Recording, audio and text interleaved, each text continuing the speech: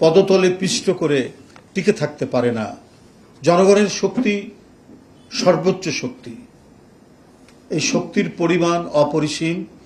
আমরা আপনাদের সামনে প্রায় এই কথাটি বলতাম সেই ভয়ঙ্কর ফ্যাসিবাদী আমলে। তাদের কথা, তাদের বার্তা, তাদের জুলুম, তাদের আইন শৃঙ্খলা বাহিনী, তাদের কথাবার্তা, হুমকি প্রতিনিয়ত দেশবাসী শুনেছে, আপনারা শুনেছেন। আর তার ভিকটিম হতাম আমরা, আমাদের দলের নেতাকর্মীরা। ভিকটিম হওয়া, জীবন দিয়েও ভিকটিম হওয়া, অদৃশ্য করে দেওয়া, গুম, জোরপূর্বক গুম, বিচার বহির্ভূত হত্যা, খুন, এবং কারো কোনো স্বাধীন ভাবে চলাচল করা বা কথা বলার কোনো সুযোগ ছিল না। একটা মানুষকে গ্রেপ্তার করতে আসলেও তার যে একটা ভদ্রতা এবং রুচিসম্মত বিধান আছে, আইনে আছে, তাকে ম্যাজিস্ট্রেটের অর্ডার দেখাতে হয় পুলিশকে, তাকে বলতে হয় এই অপরাধে আপনাকে গ্রেপ্তার করা হয়েছে। এগুলো বিএনপি বা সমমনা রাজনৈতিক দল যারা গণতন্ত্রের লড়াই করেছে তাদের ভাগ্যে এই ভদ্রতাটুকু ছিল না। যখন মনে করেছে পার্টি অফিসে ঢুকে পড়েছে, ওই প্রেস ব্রিফিং করছে, এর মধ্যে থেকে ধরে নিয়ে চলে গেল, অথবা কেউ হয়তো নেমে যাচ্ছে গেট থেকে, নির্বিচারে গ্রেপ্তার করে নিয়ে প্রিজন ভ্যানে তুলে ফেলল, এবং সেখান থেকেই টর্চার করতে করতে, মারতে মারতে থানায়, না হলে ডিবি অফিসে নিয়ে যাওয়া হয়েছে। কত আয়নাঘর তৈরি করা হয়েছে, কত ধরনের নিপীড়ন, নির্যাতনের হিটলারি গ্যাস চেম্বার তৈরি করা হয়েছে। এখন যেটা আমরা দেখতে পাচ্ছি, জানতে পারছি, ছবিও পাচ্ছি, এর মধ্যেই আমাদের জীবন কাটাতে হয়েছে। আমরা সেই সমস্ত অবস্থা থেকে পরিত্রাণ পাই এই 5ই আগস্টে ছাত্র জনতার বিপুল তরঙ্গে রাজপথে যখন আছড়ে পড়ে এবং পালিয়ে যেতে বাধ্য হয় শেখ হাসিনা। তার মধ্যে সাংবাদিক বন্ধুরা সময়ের পিঠে এপিটাফ রেখে কালের যাত্রায় বড় দ্রুত পেরিয়ে যাচ্ছে দিনক্ষণ। কোটা সংস্কারের টানা 36 দিনের সংসপ্তক আন্দোলন থেকে দুনিয়া কাঁপানো, অভাবনীয়, অবিনাশী গণ অভ্যুত্থান রূপ পরিগ্রহ করা যে রক্তাক্ত জুলাই বদলে দিয়েছে এই ভূখণ্ডের ঐতিহাসিক স্রোতধারা। জীবন দিয়ে রচিত হয় এক ঐতিহাসিক লড়াই সংগ্রামের গৌরবোজ্জ্বল অধ্যায়। পতন হয় ফ্যাসিবাদের, তার পয়লা বর্ষপূর্তি আজ। যাবতীয় ভয়, হুমকি ও দুর্বিপাকের মধ্যে ছাত্র জনতা মৃত্যুঞ্জয়ী ভূমিকায় অবতীর্ণ হয়। আওয়ামী লীগের দীর্ঘ স্বৈরাচারী উৎপীড়ন ও গণ অভ্যুত্থানের দীর্ঘ 16 বছর আওয়ামী লীগের দীর্ঘ স্বৈরাচারী উৎপীড়ন ও গণ অভ্যুত্থানের পটভূমি রচনা করেছিল। এই অভ্যুত্থান সারা দেশে নাগরিক শক্তির এক অভূতপূর্ব ও দুঃসাহসী ঐক্য গড়ে ওঠে, যা চেপে বসা শেখ হাসিনার দীর্ঘ 1.5 দশকের ভয়ঙ্কর ফ্যাসিবাদী দুঃশাসনকে উৎখাত করে। গত বছরের জুলাই মাসটা যেন ইতিহাসের পৃষ্ঠায় উৎকীর্ণ এক দাবানল বিস্ফোরিত অগ্নিময় অধ্যায়। জুলাই গণ অভ্যুত্থান ছিল বাংলাদেশের মানুষের আত্মপরিচয়, ন্যায় বিচার, সুশাসন সহ গণতন্ত্র প্রতিষ্ঠার 16 বছরের সংগ্রামের চূড়ান্ত মাইলফলক। বিকট ফ্যাসিবাদ পতনের ফলে গণতন্ত্রের নতুন সূর্যোদয়ের দিগন্ত রেখায় দেখা যায়। আজ শুধু একটি রক্তপিপাসু সরকারের পতনের বার্ষিকী নয়, বরং একটি জাতির গণতান্ত্রিক চেতনার পুনর্জাগরণের স্মরণীয় দিন। এ গণ অভ্যুত্থান ছিল সময়ের দাবি ও অনিবার্য এক রাজনৈতিক বিস্ফোরণ। কার্যত এই গণ অভ্যুত্থান দীর্ঘ জুলুমের বাতাবরণের মধ্যে অঙ্কুরিত হয়েছিল অনেক আগেই। যখন মানুষের সমস্ত অধিকার হরণ করে নিয়েছিল আওয়ামী সরকার, তারা মানুষের স্বপ্ন ঝাপসা করে দিয়েছিল, বাজেয়াপ্ত করেছিল কণ্ঠ। ঘরে ঘরে ক্রন্দন, নিঃসঙ্গ নীরব অশ্রুপাতে ভারী হয়ে উঠেছিল আসমান জমিন। একের পর এক গণ আন্দোলন, দমন, গুম, খুন, হামলা, মামলা, আয়নাঘর এবং অলিগার্কদের লুটপাট স্বেচ্ছাচারিতার উৎসব মানুষের মনে গভীর ক্ষত সৃষ্টি করেছিল। সর্বোপরি ভোটাধিকার হরণ করা হয়েছিল বীভৎস নির্মমতায়। মানুষ হারিয়ে ফেলেছিল বিশ্বাস, হারিয়ে ফেলেছিল নিজের রাষ্ট্রে নিজের নাগরিকত্বের আত্মবিশ্বাস। বন্ধুরা, দীর্ঘ জুলুমের ইতিহাস থেকে মানুষের মনে যে ক্ষত এবং বারুদ ভরা দ্রোহের জন্ম নিয়েছিল, সেখান থেকে হাতের মুঠোয় প্রাণ নিয়ে জুলাইয়ের অনেকে পথে নেমে এসেছিল। জুলাই হয়ে দাঁড়িয়েছিল জুলুমবাজ আওয়ামী শাসক গোষ্ঠীর অন্যায় যজ্ঞের বিরুদ্ধে বুক টান করে দাঁড়ানোর অসম সাহসী ছাত্র জনতার বীরত্বের স্মারক স্তম্ভ। সেই ধারাবাহিকতায় 5ই আগস্ট শেখ হাসিনা অবশেষে পালিয়ে যেতে বাধ্য হয়। গণতন্ত্র পুনঃপ্রতিষ্ঠার স্বপ্নগুলি আবার জাগরিত হয়।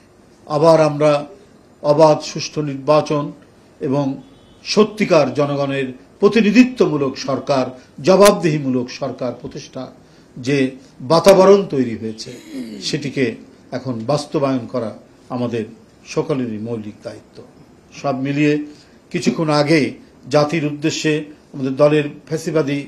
আমাদের দলের ভারপ্রাপ্ত চেয়ারম্যান তারেক রহমান তার বক্তব্যে বলেছেন, যারা কৌশলে ফ্যাসিবাদী শাসনের সঙ্গে বর্তমান অন্তর্বর্তীকালীন সরকারের তুলনা করতে চান, তাদেরকে স্মরণ করিয়ে দিয়ে বলতে চাই, 5ই আগস্ট বাংলাদেশে যা ঘটেছে এটি শুধু বাংলাদেশ নয়, বিশ্বের ইতিহাসেও মনে হয় নজিরবিহীন। 5ই আগস্ট গণভবন ছেড়ে ফ্যাসিস্ট পালিয়েছে, সংসদ ভবন রেখে সাংসদরা পালিয়েছে, আদালত ছেড়ে প্রধান বিচারপতি পালিয়েছে, জাতীয় মসজিদ বাইতুল মুকাররম ছেড়ে প্রধান খতিব পালিয়েছে, ক্যাবিনেট ছেড়ে মন্ত্রীরা পালিয়েছে, ফ্যাসিস্টের দোসররা গা ঢাকা দিয়েছে।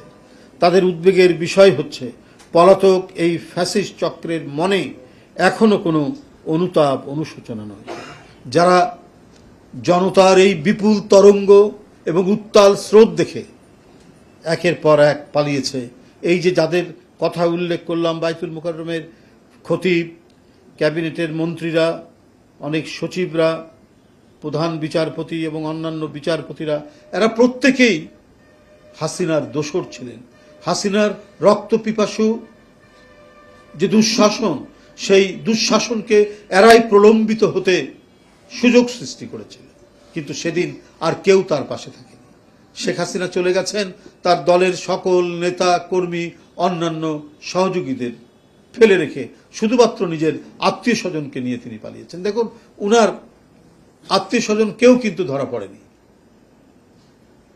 যারা অন্যায়, অবিচার, ভয়ঙ্কর জুলুম করেছে তাদের কিন্তু কেউ গ্রেপ্তার হয়নি। অন্যান্য জুলুমবাজ, অন্যান্য অত্যাচারীরা তার দলের, যাদের সাথে শেখ হাসিনার রক্তের সম্পর্ক নেই, তারা কিন্তু ধরা পড়েছে। এদেরকে ফেলে দিয়ে উনি পালিয়েছেন।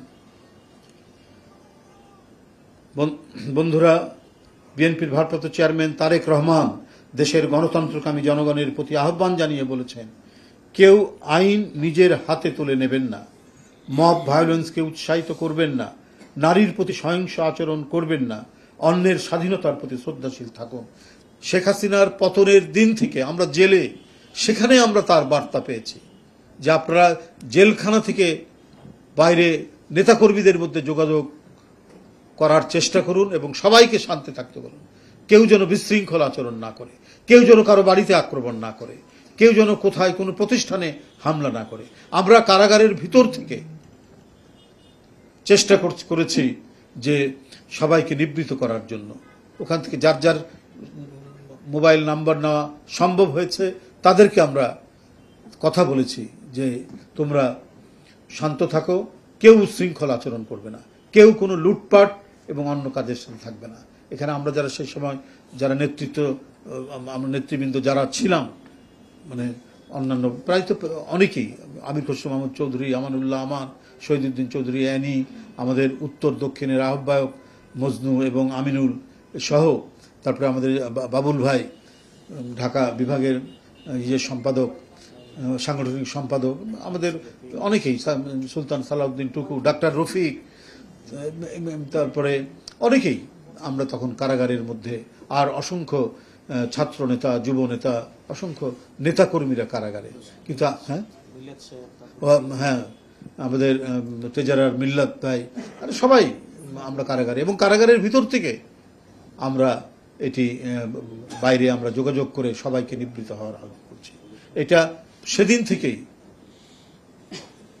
জনাব তারেক রহমান, বিএনপির ভারপ্রাপ্ত চেয়ারম্যান, আমাদেরকে নির্দেশ দিচ্ছেন, আমরা এই কাজগুলো করে গেছি। এরপরে অসুস্থ তার মধ্যেও দেশনেত্রী বেগম খালেদা জিয়া সবাইকে শান্ত থাকার নির্দেশ দিয়েছেন, এবং আমাদের সাধ্যমতো আজও পর্যন্ত আমরা সেই কাজটাই করছি। এবং এরপরেও দলের মধ্যে যারা বিশৃঙ্খলা করছেন, নানা ধরনের অভিযোগ আসছে, তাদেরকে কঠোর হস্তে দমনের জন্য আপনারা দেখেছেন প্রতিদিন কেউ বহিষ্কার হচ্ছেন, কাউকে অব্যাহতি দেওয়া হচ্ছে, কারো পদ স্থগিত করা হচ্ছে, কাউকে শোকজ করা হচ্ছে। এ কাজ চলছে, এবং আমাদের কোনো আচরণে, আমাদের কোনো কর্মকাণ্ডে যাতে কোনো ধরনের বড় ধরনের বিশৃঙ্খলা এবং মানুষ বিরক্ত না হয়, এই জন্য কেন্দ্রীয় নেতারা যারা এলাকায় যাবেন তাদের কোনো মোটর সাইকেল বহর, তাদের গাড়ি বহর নিষিদ্ধ করে দেওয়া হয়েছে, এবং এরপরেও যারা কথা শুনেনি তাদেরকে অনেককে বহিষ্কার করা হয়েছে, পদ স্থগিত করা হয়েছে, শোকজ করা হয়েছে। এবং এটা অনেক গুরুত্বপূর্ণ কেন্দ্রীয় নেতা থেকে শুরু করে একবারে নিচের দিকে পর্যন্ত কাউকে এই ব্যাপারে রেহাই দেওয়া হয়নি। আমরা ভারপ্রাপ্ত চেয়ারম্যানের নির্দেশে এই কাজগুলো আজ পর্যন্ত আমরা করে যাচ্ছি।